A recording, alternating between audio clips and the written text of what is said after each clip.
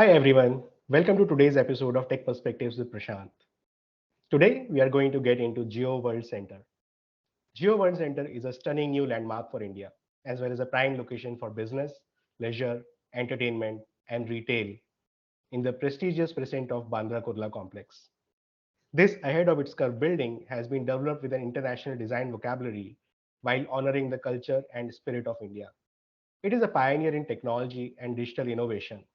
It offers exceptional experiences such as India's first 5G enabled digital infrastructure with uninterrupted data, virtual and hybrid events, and unparalleled online cultural experiences.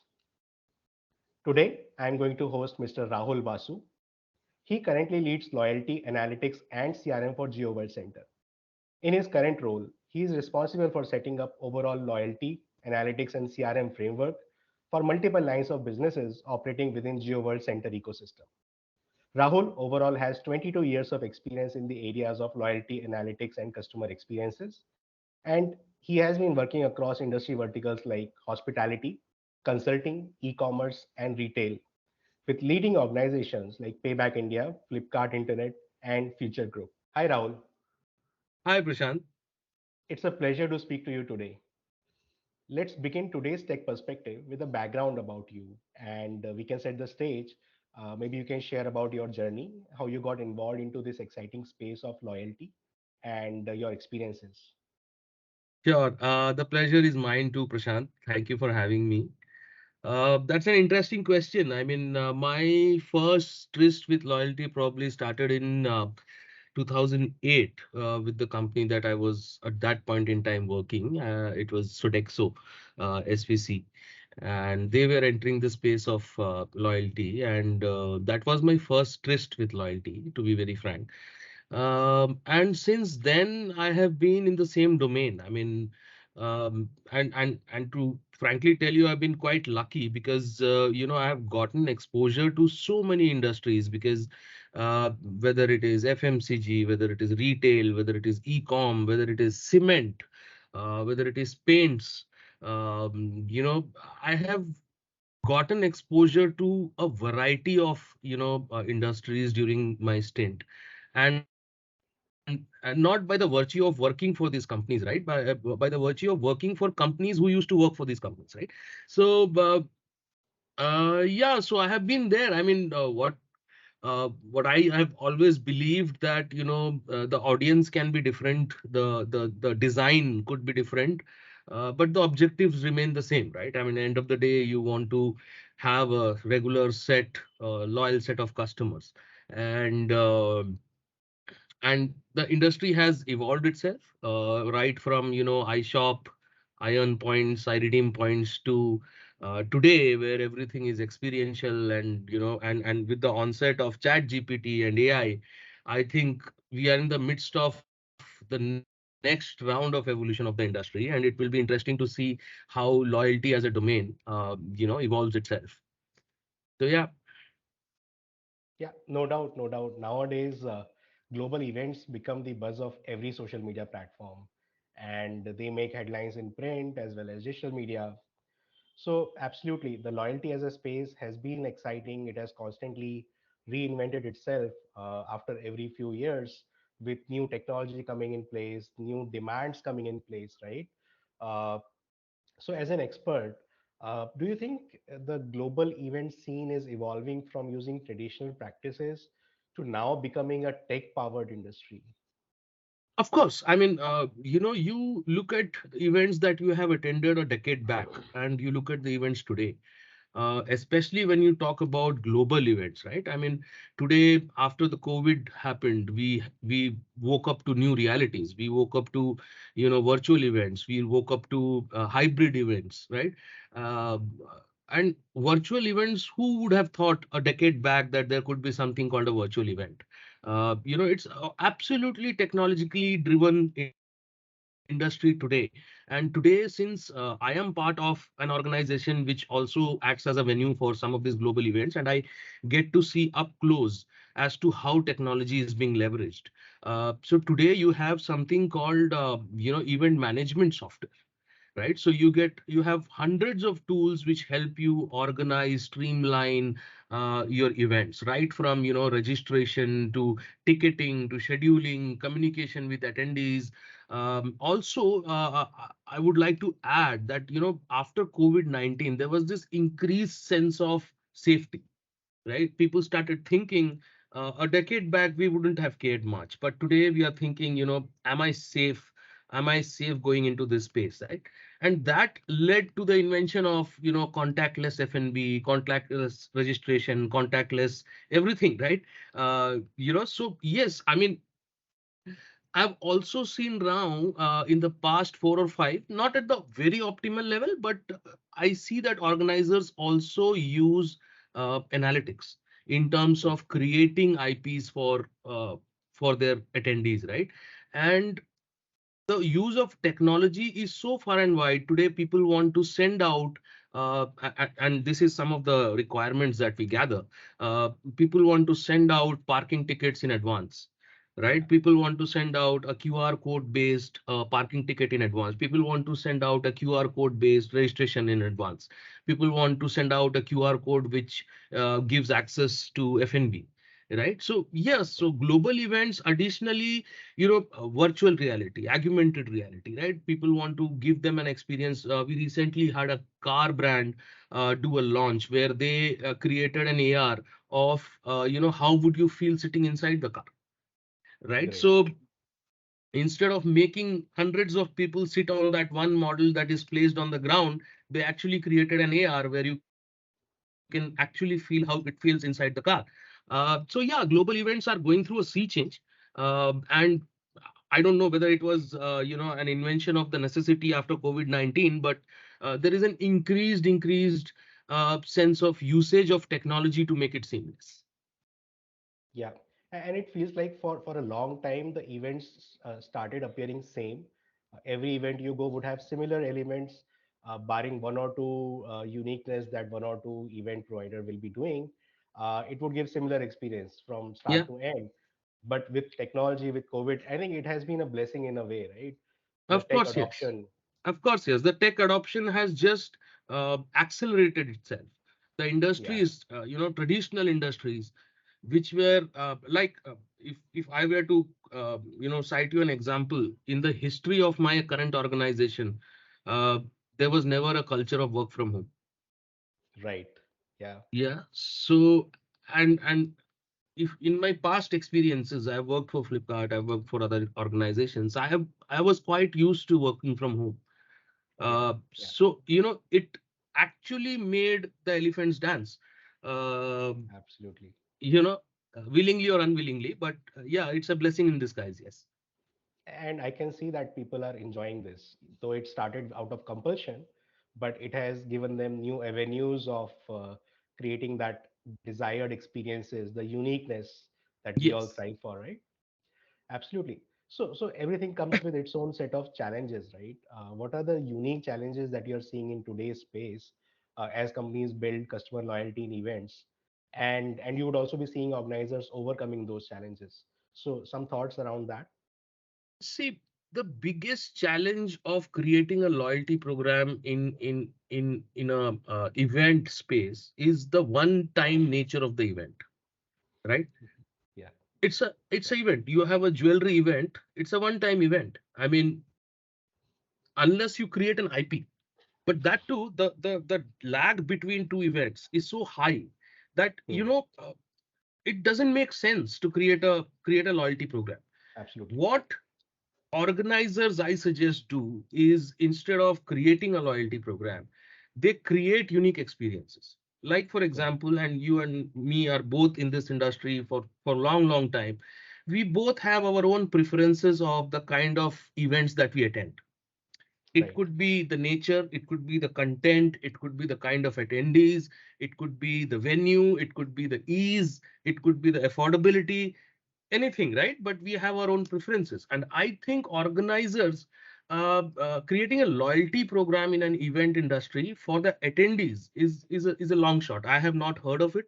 I'm sorry, but you know the whole nature of the business is such that it's very difficult to create a loyalty program. However, you can create an experience that your attendees associate with you and they Hmm. come back to you. Having said that, and let me this is just a thought, and I haven't come across any such program, but having said that, the venues could create a loyalty program for the organizers, Hmm. Right. right? I The have not B2B seen game. this happening everywhere, but I think there is enough space and enough scope to create a loyalty program for organizers. Say, what if I create a program wherein, I give the organizer perks like, okay, say 1,000 parkings free, Hmm. F&B free, or say something else free, or say ancillary services like you can use my lounge, you can use my meeting rooms, etc., etc., etc. So that is a space that I think has not been explored. But loyalty for a attendee today is a far-fetched game. At least in my mind, I can't think of how that program would look like. Yeah, makes sense. Makes sense because having attended different type of events as well as organized different type of events, I see that this is something which is missing and which is yet to be explored in its full potential.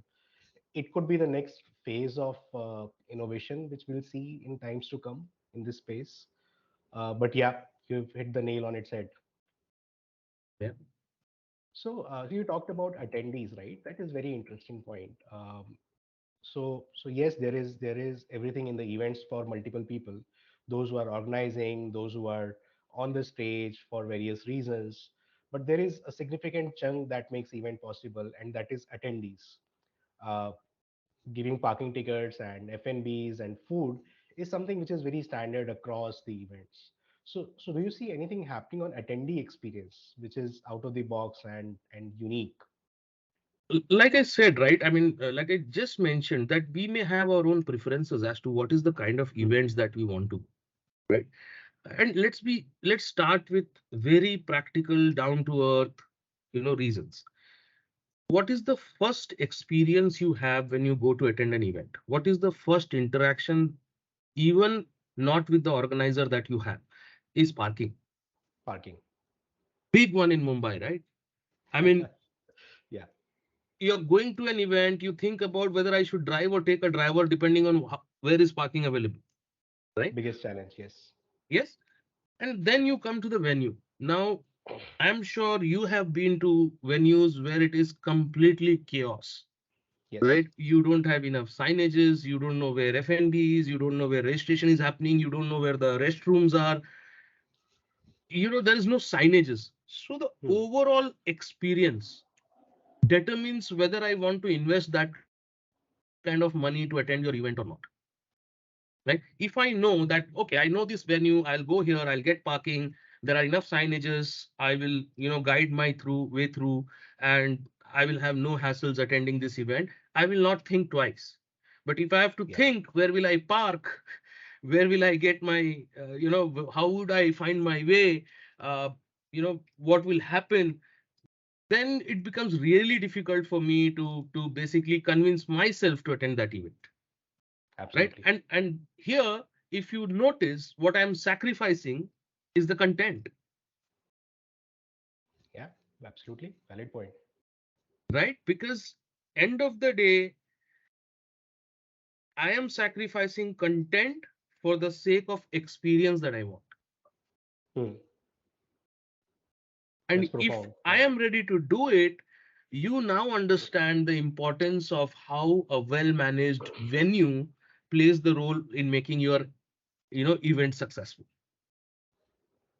Absolutely. In fact, I was going to one of the events, and at the entry point, right, the Mhm, security guard did not have head and tail of whether something like this is happening. mhm. And from there on, it started going downwards. Yeah. Even though inside it was exceptionally organized, but the first experience was really horrible. Yes.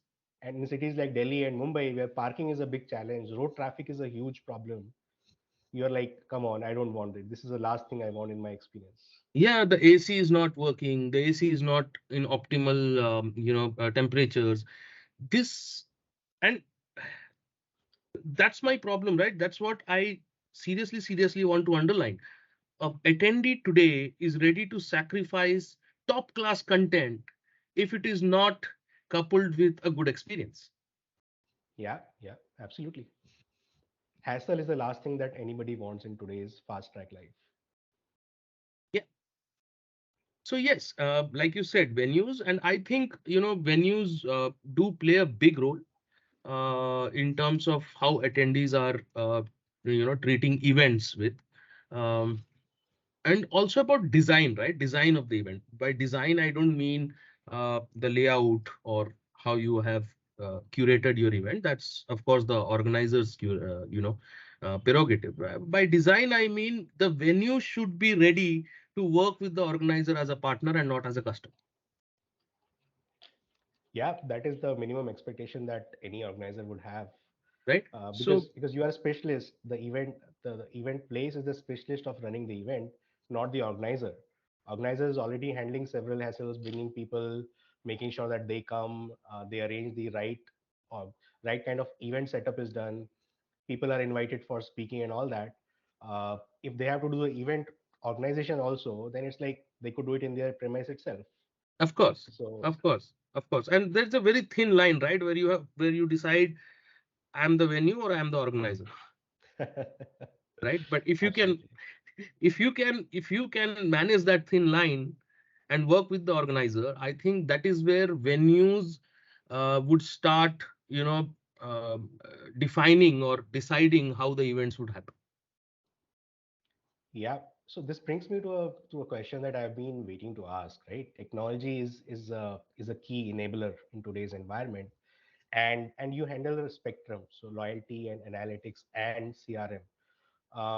So how are you seeing how the technology is impacting these loyalty programs for in-person, virtual, and hybrid events? And with time, with more back to open happening, back to office happening, I am seeing that more in-person events are happening today. But then there is always a request that comes my way that, oh, I'm unable to attend, but can I attend virtually? So how do I give that one person who is sitting somewhere else the experience that he's looking for without compromising on the experience of 50 other who have actually traveled to the venue? So yeah, basically how the tech is actually helping this whole space. So yeah, I mean, see, when it comes to having a hybrid event and when it comes to having a virtual event, now I would be sidestepping into the organizer space, right? Hmm. Which I am not. I'm a venue, right? I'm a Yeah. venue. I can give you the experience only if you are here. True. Virtually, how does the organizer want to basically give you an experience is his prerogative. But having said that, um, we have had, and I have also attended quite a few virtual events. Uh, uh, and for me, frankly, I have not felt a difference. I mean, Hmm. apart from the whole joy of meeting somebody physically and making networking with people when you meet, um, attending a virtual event becomes a kind of a monologue Hmm. where people talk and you just hear them talk, right? Yeah. But Yeah. Yeah. it is possible.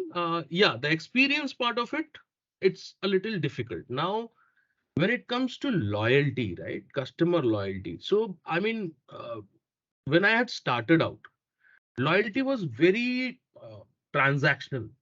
Hmm. You know, Yeah. you shop, I give you a percentage of discount as points. You accumulate those points and then you redeem it at some point in future. It was very Right. transactional. Today, customers expect much more than that. They want Hmm. their emotional loyalty to be taken care of. They want their social capital to be taken care of. They want, the transactional aspect of it as well, depending on the type of customer that you're dealing with, right? And the difference between yesterday's customer and today's customer that I frankly feel is yesterday the customer wanted to be taken care of, Hmm. right? I mean, you take care of me. I'm a big customer, right? Yeah, I'm the king. Today's customer wants to be left alone. So your role as a loyalty program becomes a role of a facilitator, an enabler. He just wants to be left alone. He wants to do everything on his own. I don't want Hmm. you telling me how many points I have. I don't want you telling me how do I get this. I don't want you telling me anything. You be the enabler, the facilitator. I will do my own thing. The customer wants to be left alone today, right? Yeah. Some of the uh, major differences that I have seen in customer loyalty from a decade ago to today is today everything is instant. The customer wants it instantly. He's not ready to wait for Hmm. 5 years to accumulate 1,000 points. Yeah. Yeah, he wants it now, and he wants it on his fingers. Right? Nothing is Absolutely. now. You might remember the early days of shopping in Shopper Stop, and you will walk up to the cashier and ask him how many points do I have, and the cashiers were prompted to tell the customer, sir, you have so many points. Would you like to redeem? Hmm. Today it is not there. The customer wants it on their devices. They want it readily available, right? Yeah. And that is one of the changes that I've seen, which is digital rewards, right, or instant rewards. The next aspect. I would like to speak on it a little elaborately. And you also know the importance of it is data, Absolutely. Yeah. right? The whole intent of starting loyalty programs was collecting data. Hmm. But for a long, long time in India, I'm specifically saying India, people didn't know what to do with data, Hmm. right? Yeah. And correct me if I'm wrong, we have seen this whole revolution in the data space in the past 10 years. Completely agree with you. Completely agree. Because I myself have been a consumer for more than 2 decades now. And I've seen that initial 10 years, there Hmm. was actually nothing happening. The cashier would ask about certain details. He would ask me to give my date of birth and all that. But then nothing happens after that. And even if it Yeah. happens, it is so transactional, it doesn't get me excited. So what, my Yes. birthday is coming and you're giving me 50 rupees off? It doesn't make me feel excited about this whole thing. But now I'm seeing that, okay, the data is collected and it is put to work. It is put to something useful, as well as make me excited that, yeah, something is happening. Okay, let me see what it is. Correct. I mean, the oldest loyalty program in India is 30 years old, Hmm. you know, 35 years old, if I'm not wrong. Uh, but the revolution in data happened probably a decade back, right? Yeah. Somebody discovered the next logical offer, right? Somebody discovered what is a lookalike customer, Hmm. right? Somebody discovered what is linear regression. Yeah. And linear regression suddenly jumped out of engineering books into regular life, Regular life. Yes, yes, absolutely. The statistics right? was just about some numbers and formulae, but now it is a basis for experiences.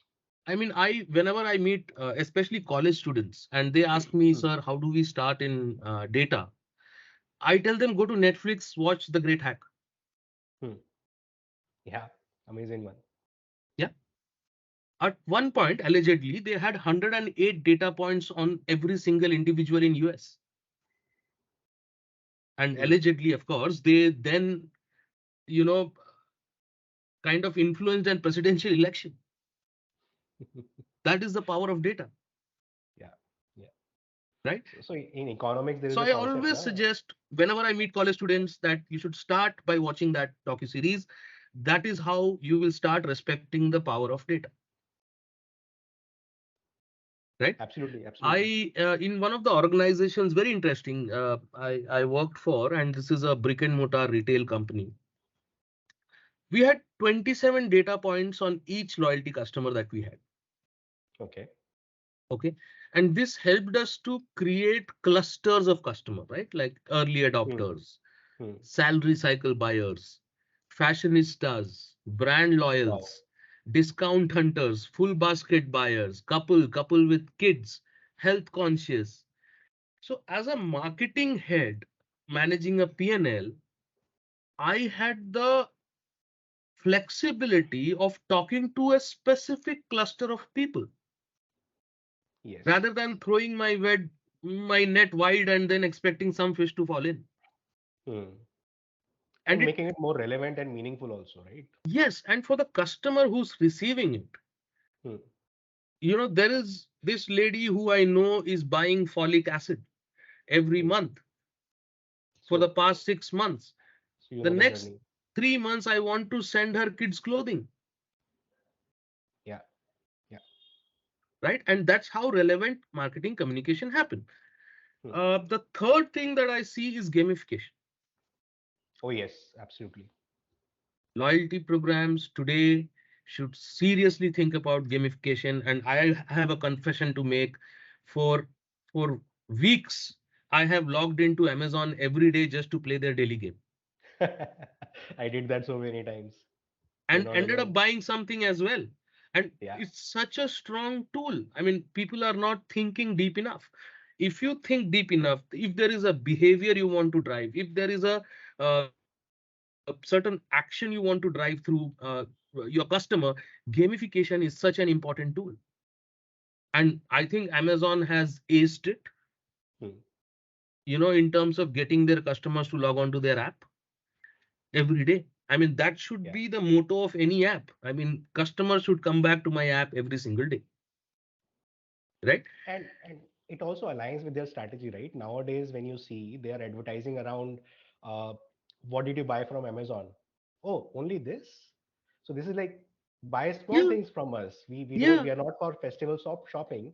We yeah, give you small grocery items. You come here daily, and then yeah. now you see both things getting aligned, the strategy as well as the approach. So interestingly, let me share a data point that I had gathered when I was with an e-commerce company. And this was like 8 years back. So I'm not sure how the trend is today, but Hmm. 8 years back, the average ticket size of a metro, which is like Mumbai, Delhi, was around $1,000. Okay. Wherein the average ticket size of, say, type tier 4 city or 3 city was 10,000 rupees, Wow, that is right? so interesting. Because the guy in the city was buying t-shirt Hmm. or a headphone. The guy in the village was buying aspirational things which are not available in their town or their village. He was buying a TV, he was buying a double door fridge, Great. right? And also, I would like to cite this is a very interesting talk I heard Mr. Damodar Mal speaking. He is, of course, the head of retail for Reliance Retail. And he cited a beautiful example. He said, uh, see, my family orders from JioMart. Hmm. Okay? And he said, the JioMart app is on my phone. Okay. My wife decides what items to order Hmm. because she has been told by our cook as to what are the things that are not there. Okay. I order it on JioMart. So now if JioMart wants to market, who do they target? Interesting puzzle. Right? And that is the story of this entire e-com revolution in India, right? Who do you market to? Who's the actual consumer? It's not the Yeah. buyer, it's the consumer. So interesting this is. Yeah. So now basically we are going into that, the networking space, the social networks, right? So okay, if I want to target Rahul, I need to know that who is actually influencing the buying decision, Yes, and not only that, who that person is actually influenced by. So correct. it's a series now which which will is decide which what is you'll buy. why I say that today any brand, any organization which wants to have a successful loyalty program has to put social capital Hmm. of their customers at the top of their minds.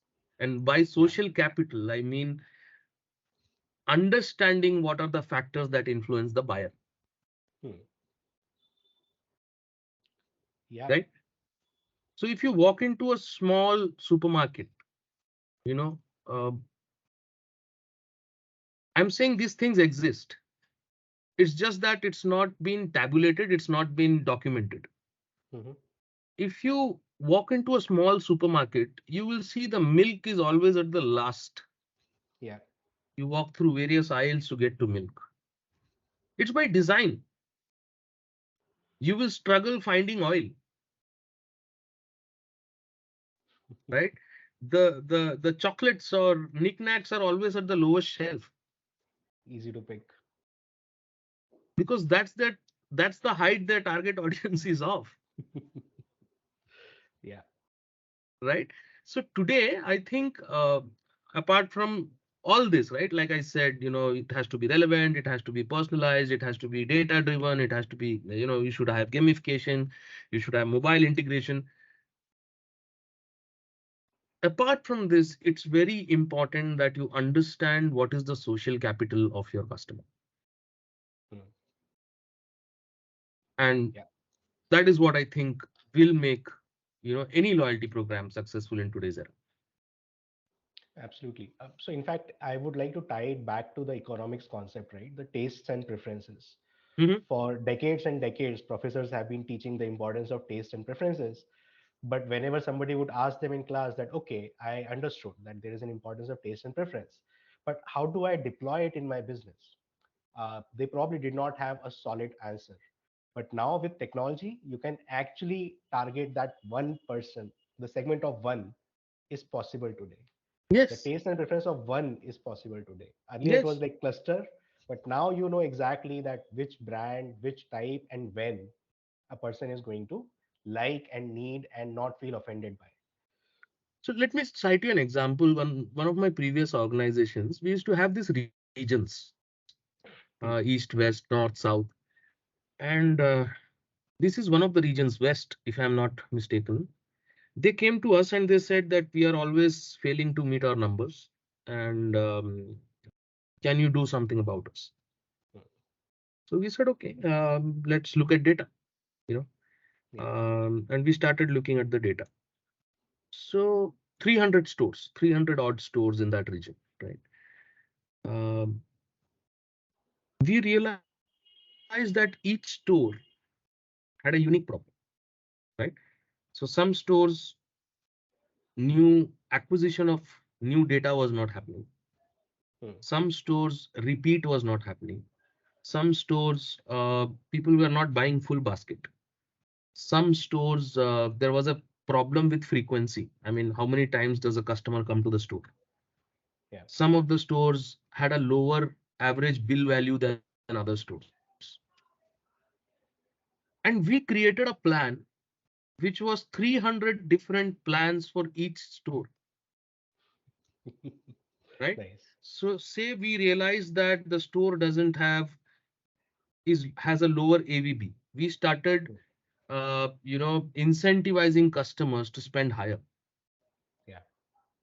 We had stores where frequency was a problem. We said, okay, second time of you come for shopping, this is the reward, Hmm. right? With an expense of, I think, around 2 crores, we were able to deliver almost 600 crores worth of business, Goodness. Seriously, that is a huge number. right? So that's what I'm saying. I mean, today it is possible to pinpoint a Hmm. problem. Yeah. Having said that, you also, and which I will come to later when we talk about my philosophy for data, but you have to be careful as to how you read the data, Yeah. right? The Somebody biases who at play. fills 50 liters of fuel every month, and and hence should have a luxury car, and hence should be an HNI, could also be a taxi driver, So true. So true. right? So Yeah. it's very important how you read data, how you interpret data, and how you then use it. Yes. And in fact, I would like to get the ethical aspect out of the window because normally when the data comes, people say that is it ethical? Is it the ethical use of data? When you say that by spending 2 crore, you could grow the business to 600 crore, people might question that was it right to use data in such a way? But then I like to look at it in a different way. There were people who were having needs which were not being satisfied because there was not a right offer. So some thoughts on the ethical use of data. Okay, so I have very strong feelings about ethical use of data, and uh, this example I cited is of a loyalty program. By joining the program, you essentially are giving a consent for your Hmm. data to be used. Right. If you were asking me to do this on a third party data, I Yes. would refuse to do it, Hmm. right? today when you send out, today when we send out communication to our own loyalty base, or loyalty program is yet to take off, but our own database, we also send them an option to opt out, Hmm. right? Yeah. So communication with a database, any kind of data today, the most unethical thing you can do today is to buy data, Yes, that's the last thing you should do. because the customer has not agreed for it. Hmm. You're unethically acquiring somebody's details and then reaching out to them with your promotions. That is absolutely a no-go, Yeah. right? But you have here, we are talking about a scenario where the customer has explicitly agreed to be part of your database and to receive your communication.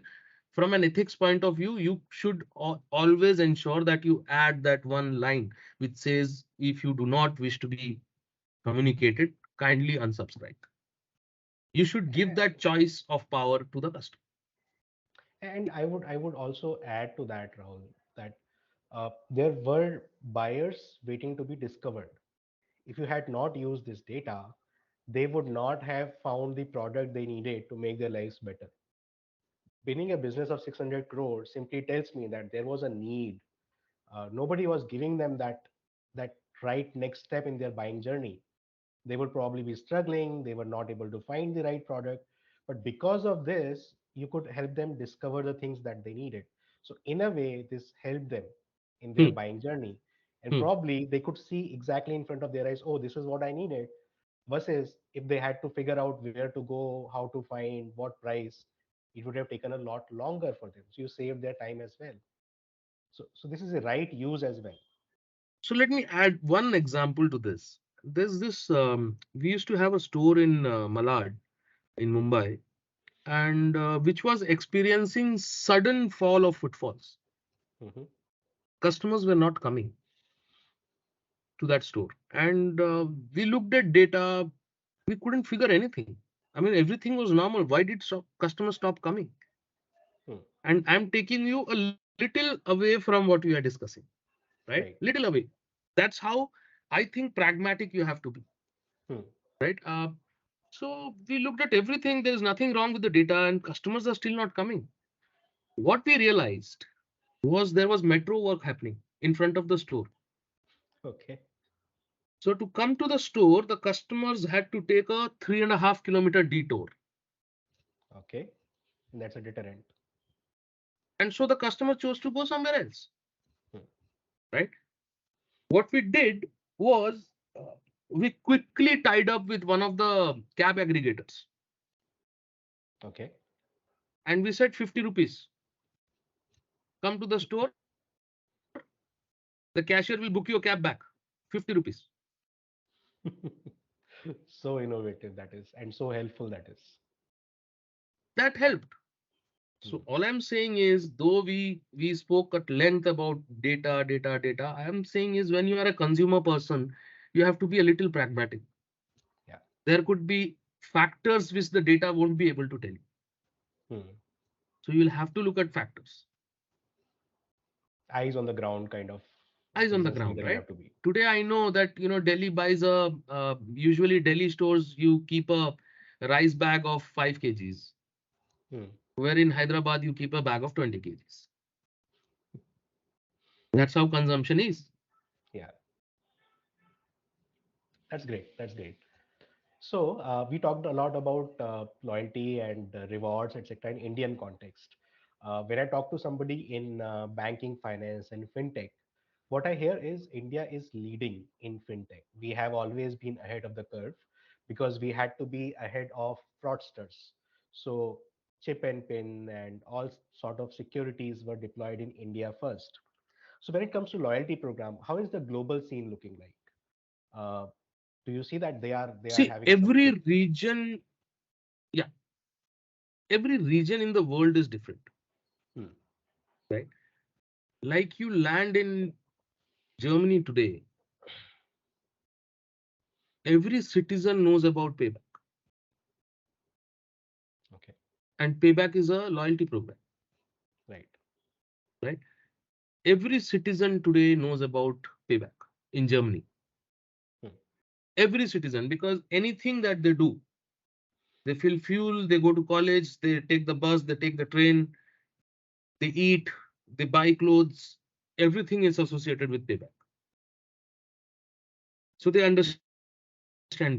India as a market traditionally is, what I feel is, I don't know about banking and fintech much. All I know is the objective of banks running a loyalty program is completely different from any other industry, Right. right? The banks uh, show the points as liability and hence have some financial eases. And that's the only objective of running a loyalty program for the banks, right? I feel. That's my learning. Having said that, every other industry today is evolving its the way it did loyalty, Hmm. right? Right from, and India has had such iconic programs, jet privilege, Hmm. right? I personally know people who used to travel just so that they are not degraded from being a platinum. Yes, that happened. I also know some examples. They did. Yeah, people valued it so much. So Yeah. there have been some very strong programs in India. There are some very strong programs in India.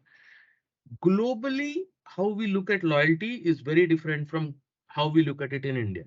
Let me cite you an example. If you go to, say, a Met in New York, or say or a New York museum, Hmm. the highest valued reward there is early access. Hmm. Okay. India, mein nobody cares. Ah, As long as I'm getting it, and as long as I'm getting it for a discount, ठीक है. movies now. I'm not worried about buying first day first show. I can see 1 month later, no problem. So that's why I say the way we treat loyalty, we cannot have one benchmark globally saying that this is how Hmm. loyalty will operate. It depends on the demographics, it depends on the way people shop, it depends on the way people interact with you, and what they value. Yeah. Right? Culture So also plays a early role. access is so huge. People are paying insane amount of monies to be part of programs which give them early access. Hmm. In India, every second person will turn around and say कि यार ठीक है कल देख लो. True that. True that. Right? Yeah. So globally, yes, loyalty is shifting, and today people are making it more relevant. People are making it more technology driven. People are making it more instant. And people, Hmm. depending on the audience you are catering to, like for example, I am not the target customer for Met. Yeah. I wouldn't know. I am, as it is, I'm colorblind, so I won't be able to appreciate your painting. So, uh, and they are changing as per their demographics, as per their needs, right? So you can never have one benchmark for, say, a loyalty program as to this is how the loyalty program should be. But having said that, in Europe, if you see, programs are becoming far and far more experiential, Hmm. right? Today, they are talking about money can't buy offers, right? Today, if you are my loyalty customer, and say just for the sake of it, I give you access to platinum seats. Hmm. But that is something that you can buy also. Money can buy it. Yeah. But what if I tell you that you sit next to Virat Kohli and watch the match? Now we are talking. Yeah. That's money can't buy, right? So Europe, you see a lot of trend where loyalty programs are becoming more and more experiential. Hmm. It's not about points, it's not about rewards, it's not about discounting, it's about what is the kind of experience that you give, right? Today, if I tell you that, probably the top designer from Louis Vuitton is coming to Mumbai and he will walk with you around the store and tell you what products you should buy, Yeah. that is an experience. Certainly different level of joy, Yeah, which is not possible in any other setting, right? yeah. By spending any amount of money.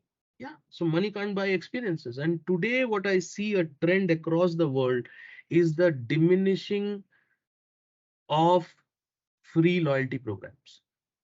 Free to Mhm. join is gone. Yeah. Today, loyalty programs are standing up and asking to be subscribed to be paid for. Of course, the onus then is on the program to deliver. And Yeah. of course, they are taking a risk where they are asking the customer to evaluate, does he want to invest that kind of money to join? Mhm. But then the game is changing. From a cost point, loyalty programs are becoming a P&L. PNL now. Yeah. One example that definitely comes to my mind is MX. Yeah, They charge you, and people yes, pay yeah, because they know that there is ROI. They will make more money as well as the offers as well as experience from yeah, that card. yes. Today, Amex, the kind of value that it delivers to its customers is unparalleled. Yeah. And of course, that niche that they have created for themselves, that not everybody can be our member, Absolutely. Yes. which in itself is a huge, huge thing, right? I mean, it becomes aspirational. The day your program becomes aspirational, you have cracked it. You've cracked it. You've cracked it and you're making a difference to your consumer's life. That is more important. Of That is more course. satisfying, right? Otherwise, people can buy everything, right? They have Yeah, I money. mean, anything today on the rack on discount is viable. Bible. What Absolutely. is that experience that you give him? Hmm. What is that experience? And I will tell you a very interesting conversation. I was doing some research for our mall, JioWorld Hmm. Drive, and we spoke to a group of females from who were part of the loyalty program of a rival mall, Right. if I may.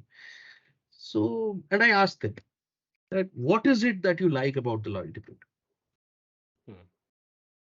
And they said, नहीं sir वो हमको ना हर 6 महीने में एक बार बुलाते हैं and हमारा गेट टुगेदर करा देते हैं और हमको मतलब खाना वाना खिला देते हैं and we spend a fun day at the mall and that is what we like. Nice. This reward is not part of the loyalty program. The customer doesn't realize it. This is something very nice that the mall does. Hmm. And that's so my belief then becomes stronger that it is the experience that you give to the customer that he always remembers. It's not how many points, it's not how I swipe my card, it's not what discount, it's the experience. How did you make the customer feel? Hmm. And that's why I said today it is very important to cater to the emotional loyalty, the transactional loyalty, and of course the social capital. Yeah. And one more thing I'll add to it. As humans, right, we all have desires that somebody does something for us. So let's take an example that I know that I want to have a nice evening snacks poolside. But if I have somebody who is thinking about it and calling me, "Ki, sir, we have booked a poolside table for you this Friday, and why don't you join there? There will be other like-minded people around, and you can network and all." Then it's like, oh, somebody thought about it and did it for me, right? So more than the experience, the value comes that okay, somebody's putting their effort. I had read a nice quote, I can't recall it completely, but it in effect it said, today's customer says that you better know me, Hmm. you better know what I want, and you better deliver. Yeah, yeah, absolutely. Right? There is gone are those days where customer used to come and tell you who he is and what he wants. Hmm. Today the customer expects you to know him and expects you to deliver. And it is fair, it is doable. I mean, this becomes a responsibility of ours that we do it Yeah, because of course, technology has yes. made it possible for us. Technology has completely made it possible today. Uh, Depending on who your target audience is, it is completely possible to know what your customer wants. Let's see. if I were to track somebody who's coming to the Nita Mukesh Ambani Cultural Center today, um, I know the customer likes to park at parking one at a certain zone. He walks up through the lift in the lobby. He walks up to the restaurant before he watches the show, has a meal, and then goes watches the show. After the show, walks up to the bar, has a couple of drinks, and then he walks back into the parking, and then he leaves. Right before he starts from home, if I know that he has booked a show, can I not ensure that he gets served at each touch point? Right before you start from home, I am sending you a message saying, Prashant, we have blocked P1 parking number 01 for you. Right? Yeah. Right once you take out the lift, I tell you that, Prashant, I have booked your favorite table at the restaurant. Mm. Right? And you know what? You can have a 30% off on the house. Yeah. Right? Right after, I can tell you that, Prashant, we are glad that you booked the show. I have selected the best seats in the house for you. Mm. It's possible. And it The journey is doesn't possible. cost me anything. Yeah. It doesn't cost me anything to deliver this experience to you. Mm. And it is very Partnerships. And personalized. that's why I say partnerships. Today, uh, it is so important to have partnerships, right? I mean, airlines got it. The first ones Mm. to get it was airlines and then hotels, banks also. But every industry, I mean, can I not have partnerships with the restaurant that's operating out of my premise? Can I not Yeah. have a partnership with the bar that is operating out of my premise? It will Mm. cost me nothing. I am saying that I'm telling the restaurant I am giving you a short 6 seats today. Exactly. Give You are me driving the 30% revenue. off. Mm. Right. So Yeah, yeah, that today, matters. like you rightly said, it is possible today to deliver. Uh, Today's customer expects you to know and Mm. expects you to deliver. Absolutely. So this is very exciting, and the conversation can go on, but we are always pressed for time. So we parked one topic, your data philosophy, and that is very interesting. I know, and it will be great if people hear it from you only. So yeah, tell us more about your philosophy about data. So I have a couple of philosophies about data. Two of the most important ones are like one I put in my bio, um, which says, if we have data, let's look at data. If we only have opinions, let's go with mine. Absolutely. Right. And the completely opposite philosophy I have about data is, um, if you torture data enough, Hmm. it will agree to anything you want it to agree to.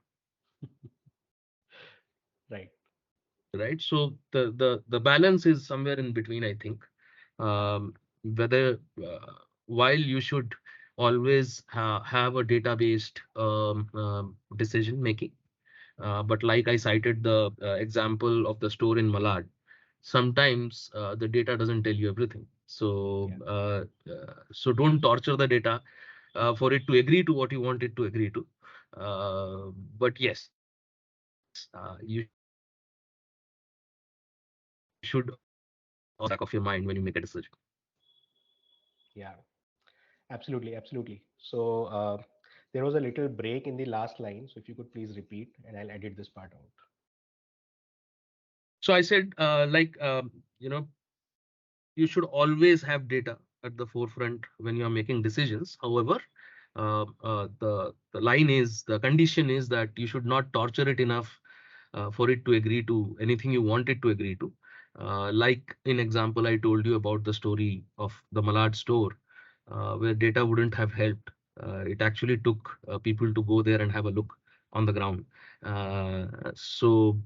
I think, though decisions are, of course, need to be based on the data, you should also be a little pragmatic about not torturing it to making it agree to what you want to agree to. Absolutely. Absolutely.